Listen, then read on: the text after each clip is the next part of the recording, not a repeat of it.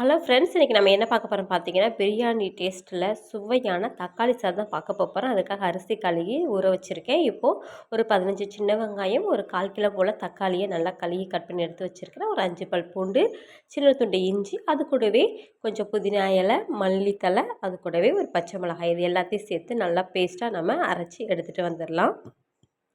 இப்போ நாம் சாதம் செய்ய ஆரம்பிச்சிடலாம். இப்போ ஒரு குக்கர் அடுப்பில் வச்சிடுறேன்.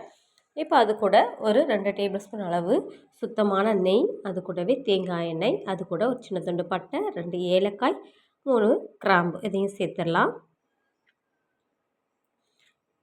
அப்புறம் நெய்யெல்லாம் நல்லா சூடானதுக்கப்புறமாட்டு நம்ம இது கூட நறுக்கி வச்சதான பல்லாரி வெங்காயத்தையும் சேர்த்துடலாம். சேர்த்துட்டு இது நல்லா ப்ரௌன் ஆகிற வரைக்கும் நல்லா வதக்கலாம். அது கூடவே நான் வாசனைக்காக கொஞ்சோண்டு பிரியாணி இலை சேர்த்துருக்கேன், அதாவது ரம்ப இலை சேர்த்துருக்கேன்.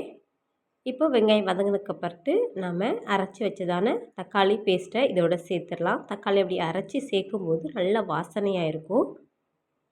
ஏன்னா நம்ம தக்காளி அப்படியே வதக்கி செஞ்சோம்னா தக்காளி அப்படியே தெரியும், குழந்தைங்கள்லாம் சாப்பிட மாட்டாங்க. இப்படி அரைச்சி சேர்க்கும்போது அந்த சாதத்தோடு நல்லா கலந்துரும். இப்போது ஒரு 1/2 டீஸ்பூன் மஞ்சத்தூள், ஒரு 1/2 டீஸ்பூன் அளவுக்கு பிரியாணி மசாலா, ஒரு டேபிள் ஸ்பூன் அளவுக்கு தயிர் இதையும் சேர்த்துக்கலாம். சேர்த்துட்டு நல்லா வதக்கி விட்டுடலாம்.